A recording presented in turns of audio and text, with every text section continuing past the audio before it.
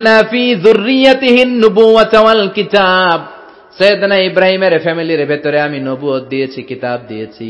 এই পৃথিবীতে যত নবীর নাম আপনি বলবেন সবগুলো সাইয়েদনা ইব্রাহিমের নাতিপুতি।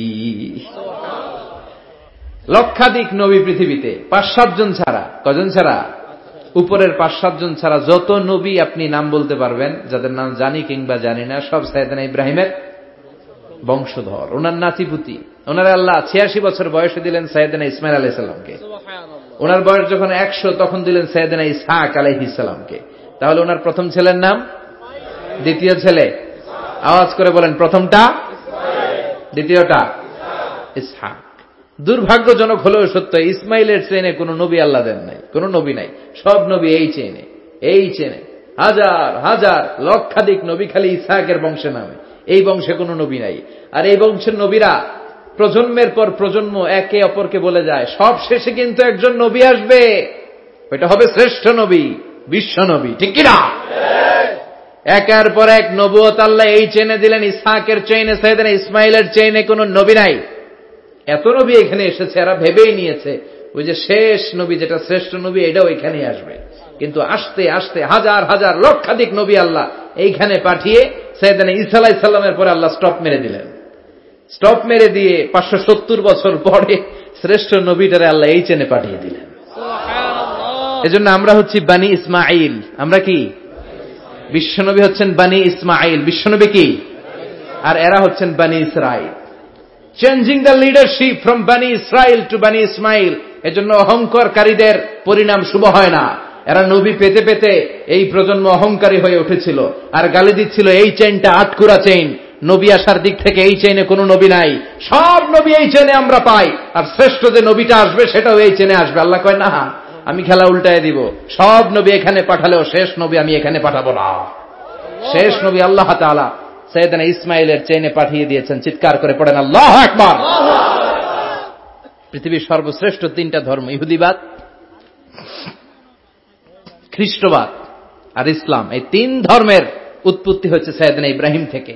এজন্য এই 3টা ধর্মকে একসাথে বলে অ্যাব্রাহামেটিক ফেইথ, কম্পারেটিভ রিলিজিয়ন। তুলনামূলক ধর্মতত্ত্ব নিয়ে যাদের পড়াশোনা আছে তারা জানবেন এই 3টা ধর্মই আল্লাহর দেয়া। কিন্তু ইহুদিবাদ আর খ্রিস্টবাদ আল্লাহর দেয়া শরীয়তের উপর চলতে পারে নাই, শুধু চলতে পেরেছে ইসলাম। চিল্লা এখন ঠিক কিনা? এই জন্য প্রতি নামাজে আমরা বলি গায়রিল মাগদুবি আলাইহিম ওয়ালাদ-দাল্লিন। ও আল্লাহ, যারা মাগদুব মানে ইহুদিরা, তাদের পথে আমরা হাঁটতে চাই না। আবার যারা দল্লিন পথভ্রষ্ট খ্রিস্টানদের পথেও আমরা হাঁটতে চাই না। আমরা হাঁটতে চাই ইসলামের পথে। ঠিক কিনা? আমরা যদি হাঁটতে যেয়ে পথ ভুলে যাই, পথ দেখিয়ে দেয় কে?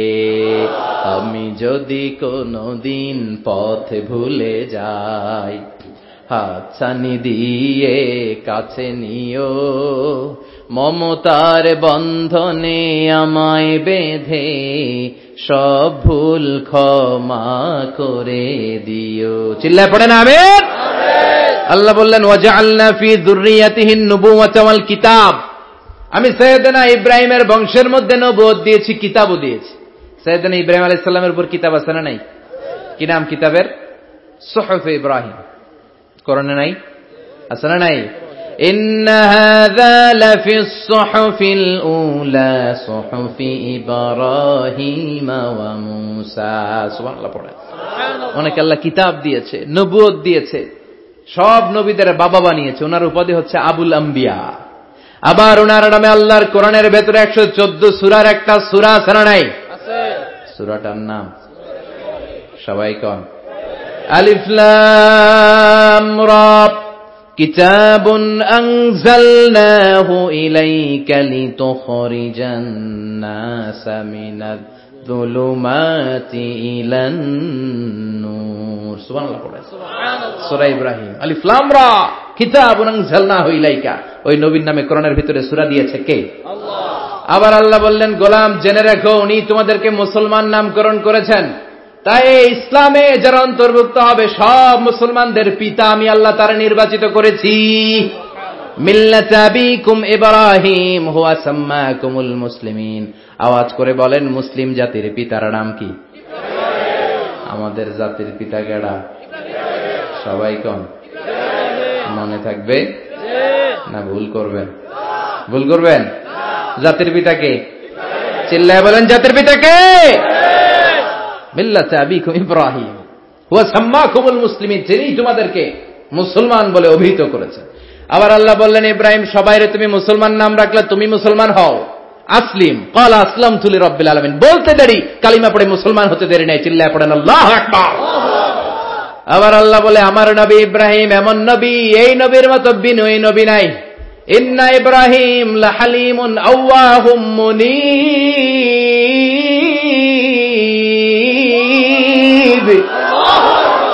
ইন্না ইব্রাহিম লাহালিম আওয়াহ মুনীব, এই নবী সহনশীল নবী। সুবহানাল্লাহ পড়ে।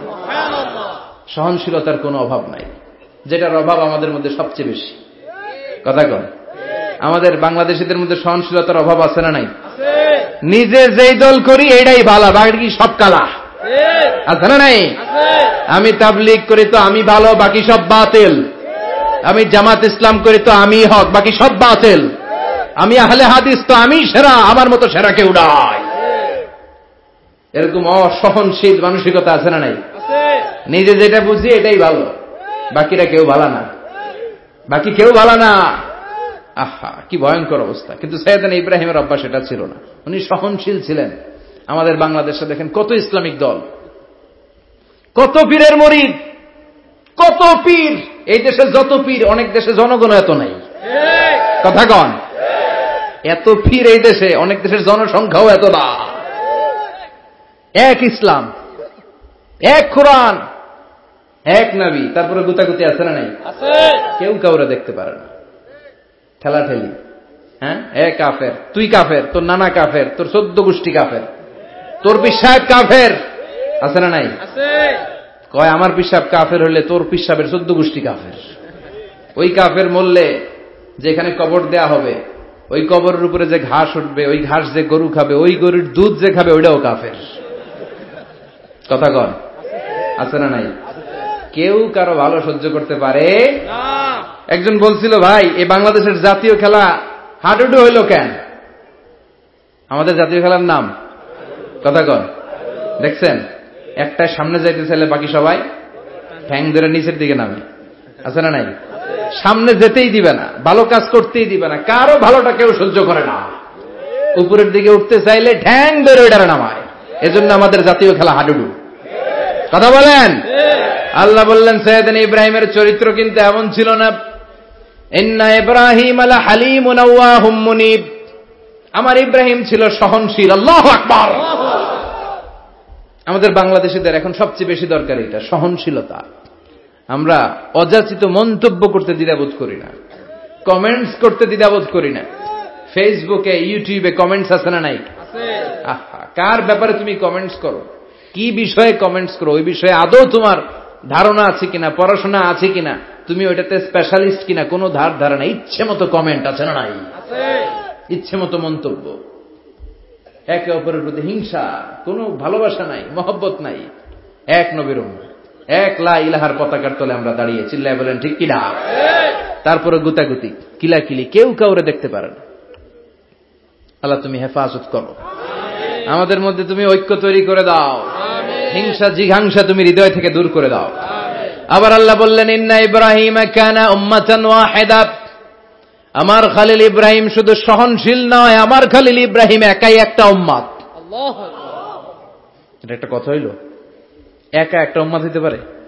আমরা সবাই উম্মত, কোটি কোটি মানুষ, ফলে বিশ্বনবীর উম্মত, উম্মতে মুহাম্মাদে, ঠিক কিনা? একজন কি একটা উম্মত হইতে পারে? আল্লাহ বললেন, ইব্রাহিম এমন নবী, একাই একটা উম্মত। সুবহানাল্লাহ পড়ে। ইন্না ইব্রাহিম কানা উম্মাহ ওয়াহিদার কারণ উনি যখন জমিনে ছিলেন, একটা লোক আল্লাহর নাম নেয়ার মতো ছিল না, সব ছিল মুশরিক। উনি ছাড়া সব মুশরিক। উনি ছিলেন মুওয়াহহিদ, তাওহীদের পক্ষে। উনি ছাড়া পৃথিবীতে তখন যারা ছিল সব ছিল তাওহীদের বিপক্ষে, মানে মুশরিক।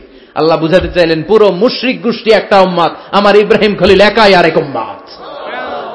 ইন্না ইব্রাহিম কানা উম্মাতান ওয়াহিদা, সাইয়েদনা ইব্রাহিমের সময়কালে মুসলমান বলতে কেউ ছিল না, উনি একা ছাড়া। তার মানে গোটা বিশ্বের সব মুশরিক মিলে একা একটা উম্মত, সাইয়েদনা ইব্রাহিম নিজে নিজে একটা উম্মত। কি পরীক্ষা করে, কিভাবে আল্লাহ ওনারে উত্তীর্ণ করেছেন। এজন্য খুশি হয়ে আল্লাহ ওনারে খালিল উপাধি দিয়েছেন। কথা কন। ওনার কিছু উপাধি আছে, একটা হচ্ছে সিদ্দিক। কি উপাধি? আমাদের অনেকের নাম আছে না? এদিকে আছে সিদ্দিক নামে কেউ? মাশাআল্লাহ আছে তো। সিদ্দিক মানে কি জানেন? হ্যাঁ, কথা কন। সত্যবাদী, শুধু সত্যবাদী না,